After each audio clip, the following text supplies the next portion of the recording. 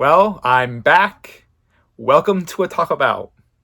I'm here for another Redwall series review.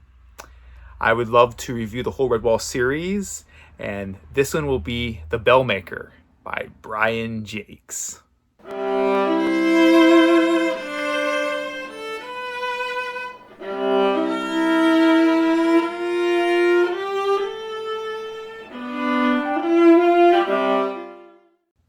I'd like to start with a poem that is actually on the back of the book that I have, this book right here. And it's also in the book itself. And I think it's just such a dramatic poem that kind of helps sum up the story. It says, "Before the legend, before the glory, the Bellmaker's dream foretold the story. 5 will ride the roaring burn, but only 4 will e'er return." In this story, you have Marielle's return to the series. Though I would say this time, she's a very main character, and you can very much see that. She's a very strong character, but it's obviously more about her father, Joseph the Bellmaker, in a way. The villain of this story is the sinister foxwolf, Ergun the Grue, who takes his name because of the wolf's fur skin he wears all the time on him, and gives him this really sinister feel. And he has these iron hook claws that he uses as weapons, and he's with his mate, our fox Silvermore, and they come from the Northland with their horde of rats looking for a better place, and they come to Southward, a warm place of plenty.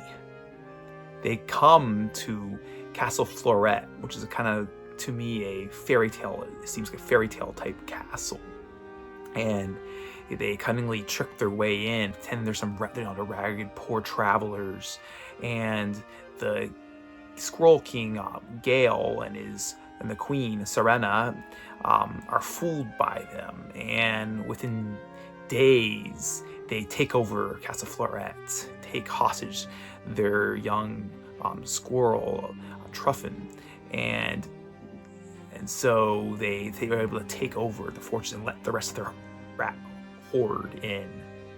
Rab, Streambattle, and Iris are 2 otters, and the rest of their bunch of other otters who don't fall for the foxwolf, and they see his dark side. They see it, and they actually leave Castle Floret before the problems actually happen, and so they're not there. And there's a badger named Muda, who is stuck there. She's the nurse. She can't speak, and she is the nurse of little Truffin, and who she loves very much. And her and Truffin are basically very much like they're tortured and mocked and made fun of by the villains, and which kind of leads to trying to attempt to escape. And you have Rab and Muda, really the 2 of them really becoming these great warriors, these ragged warriors, tough creatures. And you have Marielle and her friend Dandin, who have traveled actually 4 seasons south from Redwall.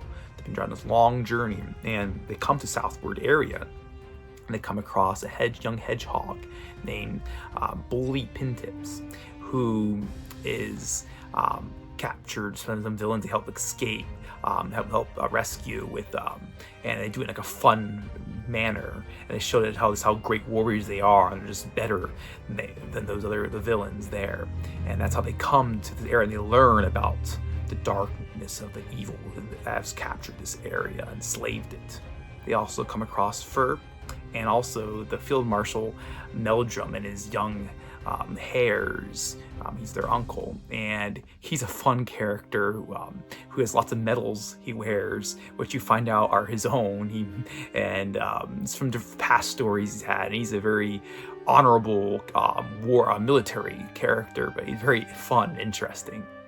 And they kind of join together, trying to figure out what's going on in this Southland. And back at Redwall, you have Joseph the Bellmaker, who is worried about his daughter Marielle. She's been gone for a long time, of course, now, and he doesn't know what happened to her. And he is visited by a dream by Martin the warrior, and he's given a riddle about something he must do, and he finds that he must go on a quest to find his daughter. They also find out from this riddle there are 5 that go on this quest. There is Joseph, there's Dirty Quill, the cellar hog, there is Roof Rush, the squirrel, and there is Formal, and there is Han Rosie, the wife of Turquin, another hare, the Redwall.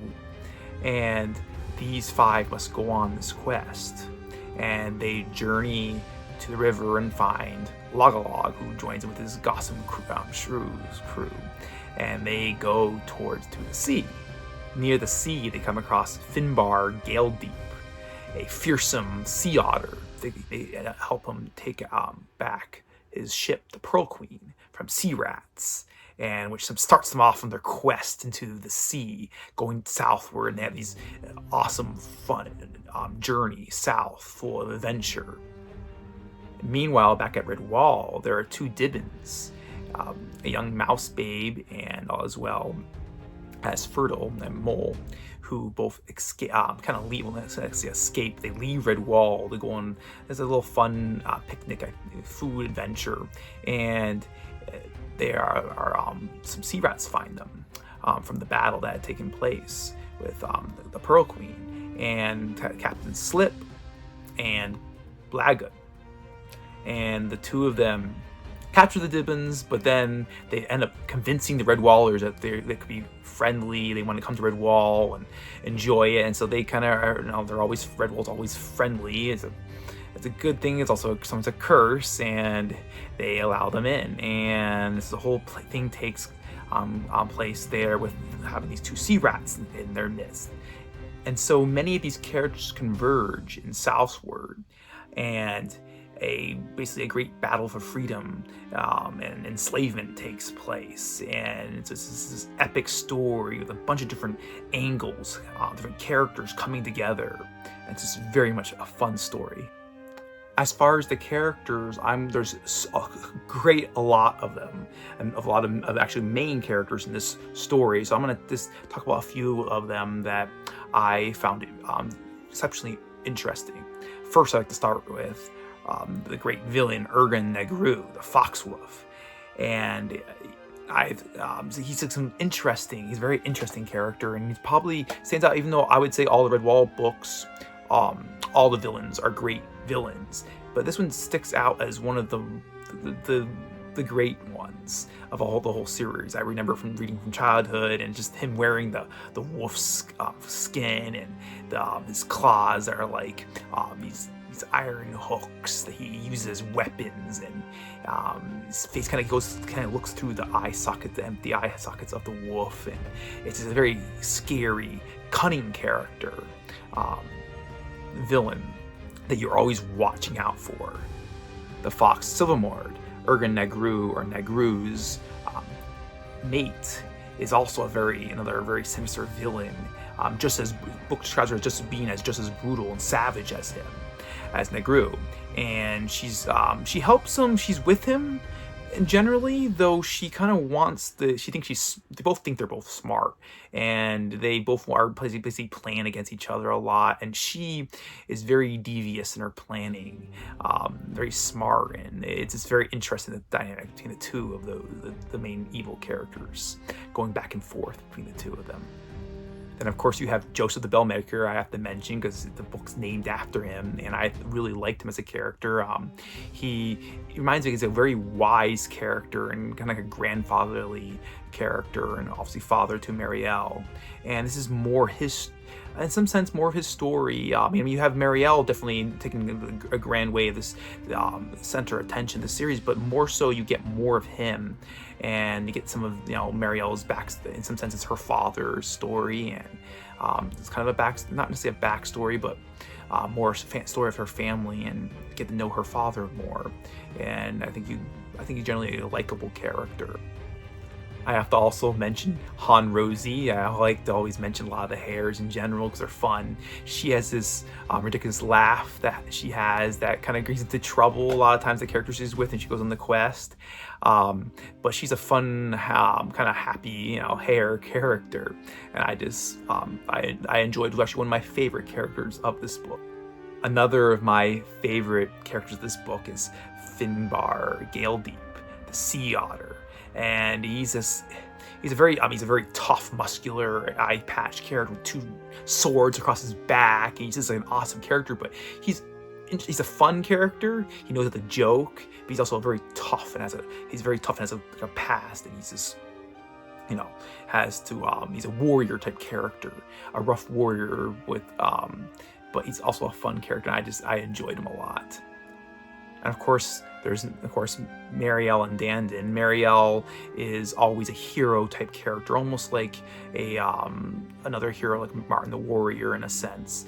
So she always kind of takes on her role with her rope that she swings around, whips around, and she's always a fun character in that way. And Dandin, her companion, like they're lifelong companions, and Dandin's a warrior, and to kind of match each other in that sense. Though I would say Marielle is always kind of the forefront of the 2 characters, and kind of always the main character. And then there's Field Marshal Meldrum Followthorn, or Meldrum the Magnificent, or just Meldrum as he's usually called, the hare whose regiment, a hare that military, like I was saying before, and he's just one of my other favorite characters to mention because he's kind of ridiculous, but he's very smart, older hare, but it's interesting his medals he has all over his body where people he had some other hares and other people make it for him for his past adventures he's had, but he only has it made if he thinks he's worthy for it. And he is an honorable character, though it's kind of ridiculous as he has his own medals made for him. And I just enjoyed this character. And I just want to quickly mention Egbert the Scholar, who's a mole, and a very unique mole for Redwall because he doesn't speak like other moles. And I just thought it was an interesting character because of this, because he's supposed to be educated, and so he changes his mole speech. Doesn't really kind of looks down on the moles of that, though he sometimes kind of talks to them somewhat and kind of has a familiarity with them and kind of relates with them. But he also is kind of different. He's kind of lives by himself, likes to live by himself and educate himself. And I thought he was fun and interesting, the things he knows and the secrets he knows at Castle Florette. And finally, I just want to mention one other character that really stuck out was Blagut, the sea rat, who came to Redwall, because he's extremely unique in Redwall. A villain who you almost, he actually kind of turns good in a sense, and you kind of feel for him. I don't want to ruin the story, but it's interesting because he has his villainistic type ways, and you wonder if his past life could have been different. But I just have to mention because there's not very few characters that end up like that, and the way things are interesting, how things go with Redwall with him. I have to say, this is one of my favorite Redwall books. I love all the Redwall books, but this one sticks out to me as one of the really great ones. I remember it from childhood. Even picking up the book, I remember it as being one that I remembered. Though I can't tell you I knew it all I knew a lot of the details, but not all the details until I read it again. And I just really enjoyed reading it again. There's just so many different angles, different characters coming from different directions. They bring the story together. There's a lot of story going on and a lot of interesting characters, and I just really enjoyed reading this book. I also like to mention the map. I love the Redwall maps, and this one is one of the great, interesting ones. I think it really expands the world of Redwall and beyond Mossler Forest and Redwall area, and you get a lot of the sea going down south, and then you get southward and Castle Florette. This fairy tale like castle, which kind of in some sense it's like the Red Wall of the South, though it's taken over by villains and it's changed in the whole South, and and they want their freedom. And I just really liked this map. I think it expanded a lot of the world of Redwall.